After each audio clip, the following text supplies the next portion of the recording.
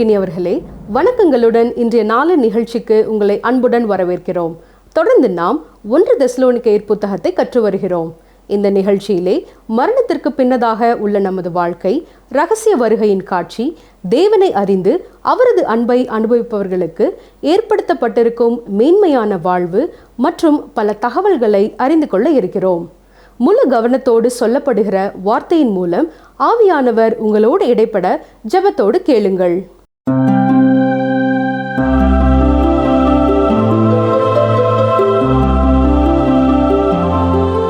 பிரியமான வேதாராய்ச்சினர்களே, கடந்த நிகழ்ச்சியில் 1 தெசலோனிக்கேயர் நிருபத்தில் மிக முக்கியமான ஒரு பகுதியை தியானித்தோம். தெசலோனிக்கேயர் சபையிலே விசுவாசிகள் இயேசு கிறிஸ்துவின் வருகையை எதிர்பார்த்து வாழ்ந்தார்கள். அப்படிப்பட்ட ஒரு சூழ்நிலையிலே சில விசுவாசிகள் மரித்து போனபடியால் இயேசுவின் வருகையிலே அவர்கள் நிலை என்ன ஆகும் என்பதை குறித்த கேள்விக்குறி உண்டானது.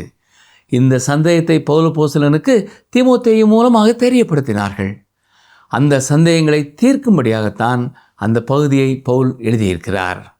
நம்பிக்கையற்ற மற்றவர்களைப் போல இந்த விசுவாசிகளும் துக்கப்படக்கூடாது என்றும், மரணம் என்பது நிரந்தரமான அழிவு அல்ல, அது ஒரு நித்திரை என்றும் குறிப்பிட்டிருக்கிறார். உயிர்த்தெழுதலில் எல்லா சரீரங்களும் உயிரோடு எழும்பும். மரணத்தை நித்திரை என்று குறிப்பிடும் மற்றும் ஒரு வேத பகுதியும் உங்களுக்கு நினைவுபடுத்த விரும்புகிறேன். பாருங்கள், தானியேல் 12ஆம் அதிகாரம் 2ஆம் வசனம். பூமியின் தூளிலே நித்திரை பண்ணுகிறவர்களாகிய அநேகரே சிலர் நித்திய ஜீவனுக்கும் சிலர் நித்திய நிந்தைக்கும் இகழ்ச்சிக்கும் விழித்தெழுந்திருப்பார்கள். பூமியின் தூளானது மீண்டும் பூமிக்கு திரும்புகிறது. அதுதான் நமது சரீரம். ஆனால் ஆவியோ தன்னை தந்த தேவனிடத்திற்கு திரும்புகிறது. ஒரு கிறிஸ்தவன் தனக்கு அருமையான ஒருவரை இழக்க கொடுக்கும் பொழுது அவனுக்கு துக்கம் உண்டு. ஆனால் அதன் மத்தியிலேயும் ஒரு நம்பிக்கை உண்டு. 1 தெசலோனிக்கேயர் 4ஆம் அதிகாரம் 14ஆம் வசனம் முதல் இன்று நாம் தியானிக்க போகிறோம். கவனிங்கள், வாசிக்கிறேன். இயேசுவானவர் மரித்து பின்பு எழுந்திருந்தார் என்று விசுவாசிக்கிறோம். அப்படியே இயேசுவுக்குள் நித்திரை அடைந்தவர்களையும் தேவன் அவரோடே கூட கொண்டு வருவார். கவனித்தீர்களா? இயேசு கிறிஸ்துவும் மரித்தார், உயிரோடு எழுப்பப்பட்டார் என்பதை இங்கே முதலாவது கூறுகிறார். மட்டுமல்ல, இங்கே நாம் முக்கியமாக கவனிக்க வேண்டிய ஒரு காரியம் என்னவென்றால், இயேசு நித்திரையாக இருந்தார், விழித்தார் என்று சொல்லப்படவில்லை. மிக தெளிவாக இயேசு மரித்து பின்பு உயிரோடு எழுந்தார் என்றுதான் சொல்லப்பட்டிருக்கிறது. முதலாவது சரீர பிரகாரமான மரணம். அதுதான் நம்முடைய ஆவி சரீரத்தை விட்டு பிரிந்து போகிற போது நடைபெறுகிற காரியம். இதைத்தான் பொதுவாக நாம் மரணம் என்று சொல்கிறோம். ஆதாம் பாவம் செய்த பின்னரும் சரீர பிரகாரமாக உடனே மரிக்கவில்லை. அதன் பின் 930 வருடங்கள் உயிரோடு வாழ்ந்தான். இரண்டாவதாக ஆவிக்குரிய மரணம், மாம்சீக சிந்தை மரணம் என்று பவுல் சொல்கிறார். இது தேவனை நம்மை விட்டு பிரிக்கிறது. ஏதேன் தோட்டத்திலே அந்த மரத்தின் கனியை புசித்தால் நீங்கள் சாவீர்கள் என்று சொன்னது அங்கே நடைபெற்றது. மனிதன் தேவனிடத்திலிருந்து பிரிக்கப்பட்டான். ஆதாம் தேவனிடத்திலிருந்து ஒளிந்து கொண்டான். தேவனை விட்டு தூரமாய் ஓடினான். தேவன் அவனை தேடி வந்தாலும் அவன் ஒளிந்து கொண்டான். தேவனுக்கும் மனிதனுக்கும் இடையிலே ஒரு பிரிவினை உண்டானது.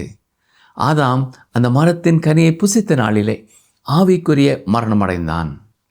ஆவிக்குரிய மரணத்தை குறித்து பவுல் எபேசு சபையாருக்கு எழுதிய கடிதத்திலே 2ஆம் அதிகாரம் 1ஆம் வசனத்தில் இவ்விதமாய் எழுதியிருக்கிறார். அக்கிரமங்களினாலும் பாவங்களினாலும் மரித்தவர்களாய் இருந்த உங்களை உயிர்ப்பித்தார் என்று சொல்கிறார்.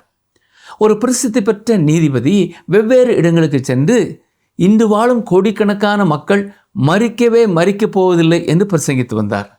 அவரை தொடர்ந்து வந்த பாப்டிஸ்ட் திருச்சபையைச் சேர்ந்த ஒரு ஊழியர், இப்பொழுது வாழ்ந்து கொண்டிருக்கும் கோடிக்கணக்கான மக்கள் ஏற்கனவே மரித்து விட்டார்கள் என்று பிரசங்கித்தார். ஆம், ஆவிக்குரிய வாழ்க்கையிலே மரித்து விட்டார்கள். மூன்றாவது மரணம் நித்திய மரணம். இது நித்தியமாய் தேவனை விட்டு பிரிக்கப்படும் ஒரு நிலைமை. இந்த மரணத்தை குறித்து தான் வெளிப்படுத்தின விசேஷம் 20ஆம் அதிகாரம் 14ஆம் வசனத்திலேயும் வாசிக்கிறேன். கவனிங்கள், வெளிப்படுத்தின விசேஷம் 20:14. அப்பொழுது மரணமும் பாதாளமும் அக்கினி கடலிலே தள்ளப்பட்டன. இது 2ஆம் மரணம். சரி, இப்பொழுது 1 தெசலோனிக்கேயர் 4ஆம் அதிகாரம் 15ஆம் வசனத்தை பாருங்கள். கர்த்தருடைய வார்த்தையை முன்னிட்டு நாங்கள் உங்களுக்கு சொல்கிறதாவது, கர்த்தருடைய வருகை மட்டும் உயிரோடு இருக்கும் நாம் நித்திரை அடைந்தவர்களுக்கு முந்திக் கொள்வதில்லை. கர்த்தருடைய வார்த்தையை முன்னிட்டு என்று அவர் குறிப்பிடுவதின் காரணம் என்ன? அவர்கள் கேள்விக்கான தேவனுடைய பதிலை அவர் கொடுக்கிறார் என்ற நிச்சயத்தோடு அவ்வாறு சொல்லுகிறார். தங்களுக்கு அருமையான மரித்து போன விசுவாசிகள் இரகசிய வருகையிலே எடுத்துக்கொள்ளப்படுவார்களா இல்லையா என்பதை குறித்த சந்தேகத்திற்கு பதிலாக மிக திட்டவட்டமாக அவர்களும் எடுத்துக்கொள்ளப்படுவார்கள் என்பதை உறுதிப்படுத்துகிறார். கிறிஸ்துவின் வருகையில் உயிரோடு இருக்கும் விசுவாசிகள் முதலாவது எடுத்துக்கொள்ளப்பட போவதில்லை. அவர்கள் முந்திக் கொள்ளுகிறதில்லை. கிறிஸ்துவுக்குள் மரித்தவர்கள் தான் முதலாவது எழுந்திருப்பார்கள். பின்னர் உயிரோடு இருக்கும் நாமும் எடுத்துக்கொள்ளப்படுவோம். 1 தெசலோனிக்கேயர் 4:16 பாருங்கள். ஏனெனில் கர்த்தர் தாமே ஆரவாரத்தோடும் பிரதான தூதனுடைய சத்தத்தோடும் தேவ எக்காலத்தோடும் வானத்திலிருந்து இறங்கி வருவார். அப்பொழுது கிறிஸ்துவுக்குள் மரித்தவர்கள் முதலாவது எழுந்திருப்பார்கள். கவனித்தீர்களா? கர்த்தர் தாமே இறங்கி வருவார். இது எத்தனை அருமையான ஒரு சத்தியம் இல்லையா? அவர் தேவதூதர்களை அனுப்பி வைக்கிறதில்லை. ஆனால் பூமியில் தம்முடைய ராஜ்யத்தை ஸ்தாபிக்க வரும்பொழுது அவர் 4 திசைகளுக்கும் தமது தூதர்களை அனுப்பி வைப்பார். தெரிந்தெடுக்கப்பட்டவர்களை ஒன்று கூட்டும்படியாக அவர் அவ்வாறு அனுப்பி வைப்பார். அவர்களில் இஸ்ரவேலரும் இருப்பார்கள், இஸ்ரவேலர் அல்லாதவர்களும் இருப்பார்கள். ஆனால் இரகசிய வருகையிலே தேவதூதர்களின் பணிவிட இல்லை. தூதர்கள் இயேசுவின் பிறப்பை குறித்து முன்னறிவித்தார்கள். அப்பொழுது அவரை குறித்து என்ன கூறப்பட்டது? தாவீதின் குமாரன் பிறந்திருக்கும் புதிய ஒரு ராஜா என்று அறிவிக்கப்பட்டது. யூதருக்கு ராஜாவாக பிறந்திருக்கிறவர் எங்கே என்றுதான் தேடி சாஸ்திரிகள் எருசலேமிற்கு வந்தார்கள்.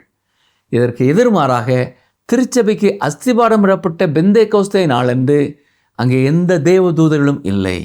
பரிசுத்த ஆவியானவரே இறங்கி வந்தார். திருச்சபையை இந்த உலகத்திலிருந்து எடுத்துக்கொள்ளும் பொழுது இயேசு கிறிஸ்துவே இறங்கி வருவார். தேவதூதர்கள் இஸ்ரவேலரோடு கூட தொடர்புடையவர்கள், சபையோடு கூட அவர்களுக்கு தொடர்பு இல்லை. கர்த்தர் ஆரவாரத்தோடு பெரிய சத்தத்தோடு கூட இறங்கி வருவார். லாசருவே வெளியே வா என்று அழைத்த குரல் நமக்கும் அழைப்பு கொடுக்க இருக்கிறது. பிரதான தூதனுடைய சத்தத்தோடும் என்று சொல்லப்பட்டிருக்கிறதே. அப்படி என்றால் தேவதூதர்கள் காணப்படுவார்கள் என்று சொல்லலாம். இல்லை, அவருடைய சத்தமே பிரதான தூதனுடைய சத்தத்தை போல் துணிக்கப் போகிறது. அவருடைய அந்த குரல் மகிமையையும் அதிகாரத்தையும் தெரிவிக்கிறது. தேவ எக்காலம் என்று சொல்லப்படுவது என்ன? அப்படி என்றால் எக்காலங்கள் ஊதப்படுமா? இல்லை பெரியமானவர்களே, அவருடைய குரலே எக்கால சத்தம் போல் இருக்கும். அப்படியானால் எப்படி இவ்வளவு திட்டமாக சொல்லுகிறீர்கள் என்று நீங்கள் கேட்கலாம். வெளிப்படுத்தின விசேஷம் 1:10 பத்மோ தீவில் யோவான் இருந்த பொழுது என்ன நடந்தது என்பதை அவர் எழுதியிருக்கிறார். கவனியங்கள், வாசிக்கிறேன். வெளிப்படுத்தின விசேஷம் 1:10 கர்த்தருடைய நாளில் ஆவிக்குள்ளானேன். அப்பொழுது எனக்கு பின்னாலே எக்கால சத்தம் போன்ற பெரிதான ஒரு சத்தத்தை கேட்டேன். அது என்ன சத்தம் என்று யோவான் திரும்பி பார்த்தார். அங்கு மகிமைப்படுத்தப்பட்ட கிறிஸ்துவை கண்டார். மகிமைப்படுத்தப்பட்ட கிறிஸ்துவின் குரல் தான் அது. எக்கால சத்தத்தை போன்ற குரல்.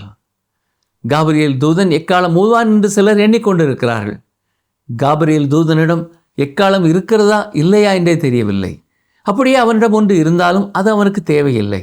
இயேசு கிறிஸ்து வரும்பொழுது அவருக்கு காபிரியேல் தூதனின் உதவி தேவையில்லை. லாசருவை உயிரோடு எழுப்பும் பொழுது காபிரியேல் தூதனா வந்து அவருக்கு உதவி செய்தான்.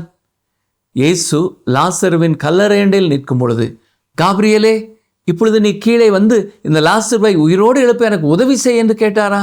இல்லை. பிரியமானவர்களே, ஆண்டவராய் இயேசு கிறிஸ்துவுக்கு யாருடைய உதவியும் தேவையில்லை. திருச்சபையை பார்த்து அவர் அழைப்பு கொடுக்கும் பொழுது விசுவாசிகள் அத்தனை பேரும் கல்லறையை விட்டு எழுந்து செல்வார்கள். தொடர்ந்து பாருங்கள், வாசிக்கிறேன். 1 தெசலோனிக்கேயர் 4:17 பின்பு உயிரோடு இருக்கும் நாமும் கர்த்தருக்கு எதிர்கொண்டு போக மேகங்கள் மேல் அவர்களோடு கூட ஆகாயத்தில் எடுத்து கொள்ளப்பட்டு இவ்விதமாய் எப்பொழுதும் கர்த்தருடனே கூட இருப்போம். மீண்டும் இந்த வசனத்திலும் எடுத்து கொள்ளப்பட்டு என்ற வார்த்தையை பார்க்கிறோம். இதுதான் திடீரென ஒரு இமைப்பொழுதில் எடுத்து கொள்ளப்படுதல். இது மிகவும் ஒழுங்கும் கிரமமுமாக நடைபெறப் போகிற ஒரு காரியம். மரித்தோர் முதலாவது உயிரோடு எழுந்திருப்பார்கள். இப்பொழுது ஸ்தேவான் கல்லறையை விட்டு எழும்புவான். ஸ்தேவானே முதல் இரத்த சாட்சி. ஆனபடியால் அவனே இந்த விசுவாசிகளின் கூட்டத்தில் முன் செல்வான். பின்னர் அப்போஸ்தலர்கள் செல்வார்கள். அவர்களுக்கு பின் கோடானு கோடியான விசுவாசிகள் செல்வார்கள். இறுதியாக நாம் அந்த காலகட்டத்தில் உயிரோடு இருந்தால் அந்த வரிசையின் கடைசியில் நாம் இணைந்து கொள்வோம். திருச்சபை மக்களில் அநேகர் மரணத்தின் வாசலை கடந்து சென்று விட்டார்கள். சரி, 1 தெசலோனிக்கேயர் 4:18 ஆகையால் இந்த வார்த்தைகளினாலே நீங்கள் ஒருவரை ஒருவர் தேற்றுங்கள். இந்த வார்த்தையினாலே ஒருவரை ஒருவர் பயமுறுத்துங்கள் என்றா கூறியிருக்கிறார்? இல்லை பிரியமானவர்களே, இந்த வார்த்தைகளினாலே ஒருவரை ஒருவர் தேற்றுங்கள் என்று தான் கூறியிருக்கிறார். இங்கே தேற்றுங்கள் என்று சொல்லப்படுவது அவர்களை ஆறுதல் படுத்துங்கள் என்பதோடு கூட அவர்களுக்கு கற்றுக் கொடுங்கள், அவர்களுக்கு அறிவுரை சொல்லுங்கள், ஒருவருக்கொருவர் இதை குறித்து பேசிக்கொள்ளுங்கள் என்று பொருள்படும். அவர் தமது ராஜ்யத்தை இந்த உலகத்திலே ஸ்தாபிக்கும் பொழுது அவரோடு கூட வந்து ஆளுகை செய்யும்படியாக வருவோம். ஆனால் நடுவானில் அவரோடு எடுக்கப்பட்ட பின்னர் என்றென்றும் அவரோடையே நாம் இருப்போம்.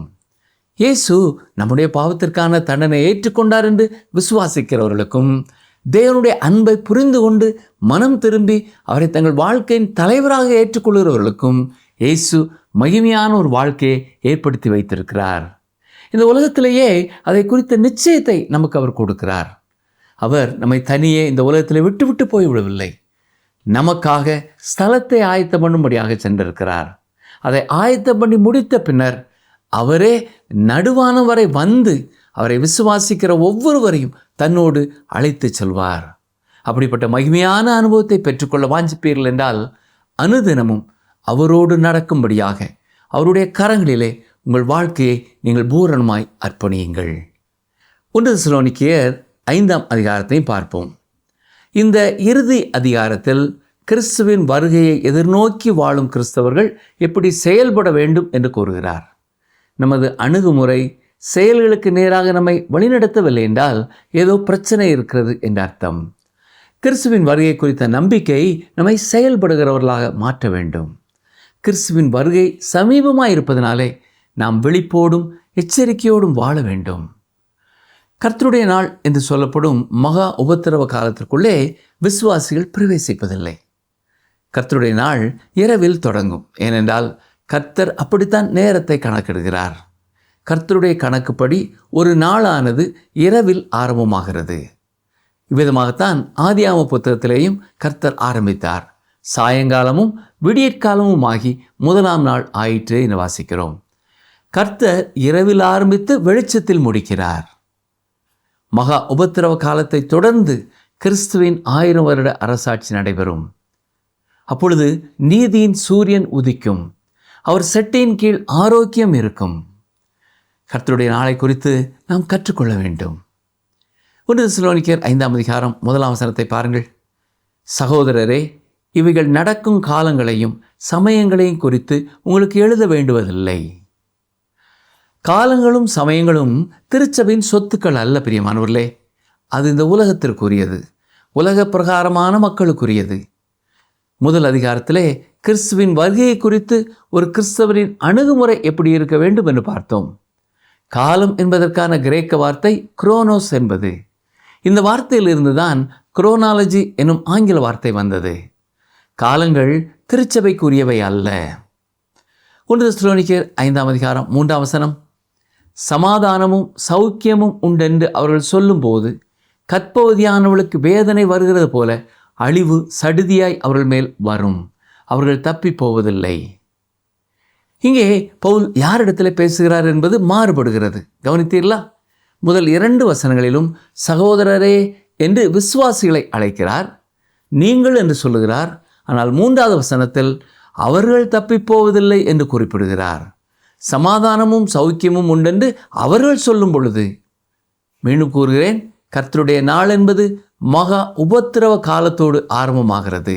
அதை தொடர்ந்து கிறிஸ்துவின் 1000 வருட அரசாட்சி உலகத்தில் இருக்கும். இதை குறித்து வேதத்திலே பல பகுதிகள் பேசுகின்றன. உதாரணமாக ஏசாயா 12 13 சமுதாயத்தை நியாயம் தீர்க்கும்படியாக தேவன் எப்படி உள்ளே வருவார் என்று கூறப்பட்டிருக்கிறது. வாசிக்கிறேன். ஏசாயா 13:9 இதோ தேசத்தை பாழாக்கி அதன் பாவிகளை அதிலிருந்து அழிப்பதற்காக கர்த்தருடைய நாள் கடூரமும் மூர்க்கமும் உக்கிர கோபமாய் வருகிறது. இது கோபாக்கினை நாளாய் வெளிப்படுகிறது. 10ஆம் வசனம், வானத்தின் நட்சத்திரங்களும் ராசிகளும் ஒளி கொடாதிருக்கும். சூரியன் உதிக்கையில் இருண்டு போகும். சந்திரன் ஒளி கொடாதிருக்கும். யோவேலின் தீர்க்க தரிசனத்தை சற்றே கவனியுங்கள். யோவேல் 1:15. அந்த நாளின் நிமித்தம் ஐயோ, கர்த்தருடைய நாள் சமீபமாய் இருக்கிறது, அது சங்காரம் போல சர்வ வல்லவரிடத்திலிருந்து வருகிறது. யோவேல் தனது 2வது அதிகாரத்தில் என்ன சொல்கிறார்? வாசிக்கிறேன். யோவேல் 2:2. அது இருளும் அந்தகாரமுமான நாள், அது மப்பும் மந்தாரமுமான நாள், விடியற்கால வெளுப்பு பர்வதங்களின் மேல் பரவுகிறது போல ஏராளமான பலத்த ஒரு ஜாதி தீவிரமாக வந்து பரவும். அப்படிப்பட்டது முன் ஒரு காலத்திலும் உண்டானதும் இல்லை, இனி தலைமுறை தலைமுறையாக வரும் வருஷங்களிலும் உண்டாவதும் இல்லை. இதுதான் பழைய ஏற்பாட்டிலே கூறப்பட்டிருக்கும் கருத்து. சரி, 1 தெசலோனிக்கேயர் 4ஆம் அதிகாரத்திலே கிறிஸ்து திருச்சபை எடுத்துக்கொள்வதற்கு எப்படி வருவார் என்று கூறப்பட்டிருக்கிறது. இந்த காரியத்தை குறித்து பழைய ஏற்பாட்டில் கூறப்படவில்லை. ஆனால் இதன் அடையாளமாக அங்கே நடைபெற்ற நிகழ்வுகளை நாம் கவனிக்க வேண்டும். ஏனோக்கும் எலியாவும் ஜீவனோடு இருக்கும் பொழுதே தேவனோடு இருக்க எடுத்துக்கொள்ளப்பட்டார்கள். ஆனால் இந்த பூமியிலே இருந்து ஒரு கூட்ட மக்களை தம்மோடு கூட கர்த்தராகிய இயேசு எடுத்துக்கொள்ளுவார் என்று பழைய ஏற்பாட்டிலே வெளிப்படையான கூற்று இல்லை. இது மிகவும் அற்புதமான மகிமையான ஒரு சத்தியம். பெரியமானவர்களே, இயேசு கிறிஸ்து மேல் வீட்டறையிலிருந்து அவர் பேசிய பொழுதுதான் முதல் முறையாக இந்த சத்தியம் வெளிப்பட்டது. பாருங்கள், யோவான் 14ஆம் அதிகாரம் 2-3 வசனங்கள். என் பிதாவின் வீட்டில் அநேக வாசஸ்தலங்கள் உண்டு, அப்படி இல்லாதிருந்தால் நான் உங்களுக்கு சொல்லியிருப்பேன். ஒரு ஸ்தலத்தை உங்களுக்காக ஆயத்தம் பண்ண போகிறேன். நான் போய் உங்களுக்காக ஸ்தலத்தை ஆயத்தம் பண்ணின பின்பு நான் இருக்கிற இடத்திலே நீங்களும் இருக்கும்படி நான் மறுபடியும் வந்து உங்களை என்னிடத்தில் சேர்த்து கொள்வேன். வேதாகமத்தில் இந்த இடத்தில்தான் முதலாவதாக இந்த சத்தியம் வெளிப்படுகிறது. பவுல் அப்போஸ்தலன் 1 தெசலோனிக்கேயர் 4ஆம் அதிகாரத்திலே இதை சற்று விளக்கமாக எழுதியிருக்கிறார். ஆனால் 5ஆம் அதிகாரத்திலே ஏற்கனவே பழைய ஏற்பாட்டில் கூறப்பட்டிருக்கிற கர்த்தருடைய நாளை குறித்து தான் பவுல் எழுதி கொண்டிருக்கிறார். அவர் இங்கே என்ன சொல்லுகிறார்? சமாதானமும் சௌக்கியமும் உண்டென்று அவர்கள் சொல்லும் பொழுது கற்பவதியானவர்களுக்கு வேதனை வருவது போல அவர்களுக்கு அழிவு சடுதியாய் வரும். அவர்கள் தப்பி போவதில்லை. அக்காலத்தில் உலகத்தில் வாழுகிறவர்களுக்கு இது பெரிய ஆச்சரியமாக இருக்கும். ஏனென்றால் இதை மக்கள் எதிர்பார்த்திருக்கவே மாட்டார்கள். அக்காலங்களிலே சொல்லப்பட்டிருக்கிற மிகப்பெரிய பொய் எங்கும் எப்பொழுதும் சமாதானம், எப்பொழுதும் பாதுகாவல் என்பதாகும். இதை குறித்து இயேசு கிறிஸ்து எச்சரிப்பு கொடுத்திருக்கிறார். மனிதர்கள் உங்களை வஞ்சியாதபடி பாருங்கள் என்று இயேசு கூறியிருக்கிறார். உலகம் பெரிய ஒரு அளவிலே சமாதானமான ஒரு காலத்திற்கு செல்வதை குறித்து எதிர்பார்த்து கொண்டிருக்கும். ஆனால் திடீரென்று மகா உபத்திரவ காலம் உள்ளே வரும். இதுவரை கண்டிராத மிகப்பெரிய யுத்தத்தை உலகம் காணும். இரவில் திருடன் வருகிற விதமாய் திடீரென்று வரும். நீங்கள் வெளிச்சத்தின் பிள்ளைகளாக இருக்கிறபடினால், பகலின் பிள்ளைகளாக இருக்கிறபடினால் மற்றவர்கள் தூங்குகிறது போல தூங்காமல் அவருடைய வருகையிலே கர்த்தர் என்னை எடுத்துக்கொள்வார் என்ற நம்பிக்கை உள்ளவர்களாக விழித்து கொண்டு தெளிந்த புத்தி உள்ளவர்களாக நடக்க வேண்டும். அதை எப்படி மற்றவர்கள் காண முடியும்? நாம் கர்த்தரை விசுவாசிக்கிறோம் என்பதனாலே அதனுடைய கிரியை அதை வெளிப்படுத்துகிறதாய் இருக்க வேண்டும்.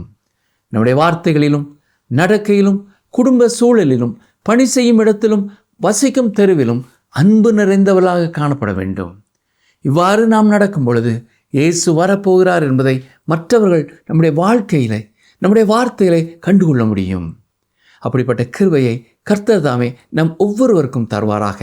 ஜெபம் செய்வோம்.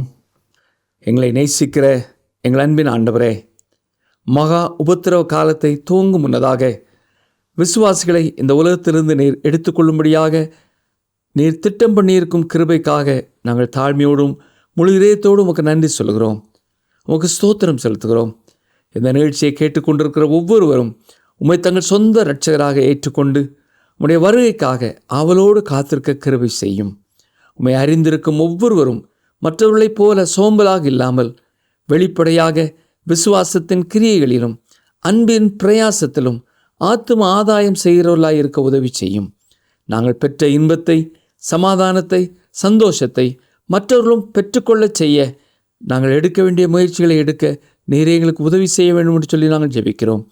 இந்த நிகழ்ச்சியின் மூலமாக நீர் பேசிய சத்தத்தை கேட்டு உமக்கு கீழ்ப்படிந்து பற்பல விதமான பணிகளினாலே உம்மை மைமைப்படுத்துகிற ஒவ்வொருவரையும் கர்த்தர் பொறுப்படுத்திக் கொள்வீராக. என் குடும்பத்தில் நான் மட்டுமே கர்த்தரை அறிந்திருக்கிறேன் என்ற வேதனையோடு இருக்கிற அருமையான நேயர்களுக்காக நாங்கள் பாரத்தோடு ஜெபிக்கிறோம்.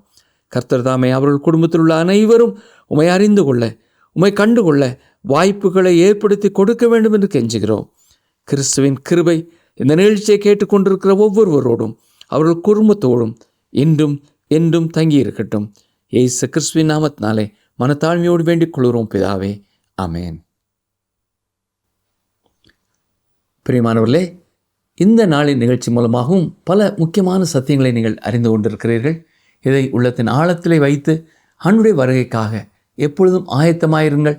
சோர்ந்து போயிருக்கிறவர்களை இந்த வார்த்தையினாலே உற்சாகப்படுத்துங்கள், தேற்றுங்கள். கர்த்தர் உங்களை ஆசீர்வதிப்பாராக.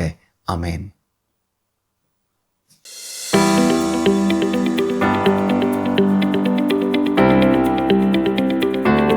மூன்றாவது மரணமாக எது குறிக்கப்பட்டுள்ளது? மூன்றாவது மரணமாக எது குறிக்கப்பட்டுள்ளது? ஆப்ஷன் ஏ ஆவிக்குரிய மரணம், ஆப்ஷன் பி சரீர மரணம், ஆப்ஷன் சி நித்திய மரணம். இன்றைய கேள்விக்கான சரியான பதிலை 9962032803 என்ற எண்ணிற்கு வாட்ஸ்அப் மூலம் அனுப்புங்கள்.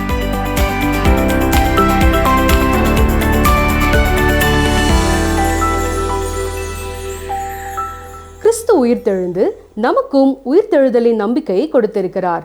தேவன் தங்கும் வாசஸ்தலமாக நாம் அவரிலும் அவர் நம்மிலுமாக இயேசுவோடு கூட வாழும் ஸ்லாக்கியத்தையும் பெற்றுக்கொள்கிறோம். தேவனை அறிவதே நித்திய ஜீவன், அவரை சேவிப்பதே மெய் சுயாதீனம். ஆகையால் இன்னும் அவரை அறிகிற அறிவில் விருத்தி அடைய நாடுவோம். தொடர்ந்து நிகழ்ச்சியை கேட்டு மெய் சுயாதீனத்தை அடைய வாஞ்சிப்போம். மற்றும் ஒரு நிகழ்ச்சியில் சந்திக்கலாம். வணக்கம். இந்த நிகழ்ச்சி உங்களுக்கு பிடிச்சிருக்கா? அப்ப இப்பவே மிஸ்டர் கால் கொடுங்க. பரிசு வெல்றது நீங்களாவும் இருக்கலாம்.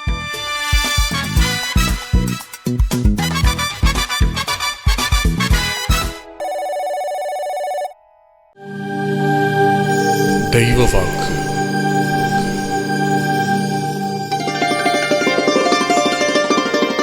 நம்பிக்கையின் தேவன் விசுவாசத்தினால் உண்டாகும் எல்லாவித சந்தோஷத்தினாலும் சமாதானத்தினாலும் உங்களை நிரப்புவாராக. ரோமர் 15:13.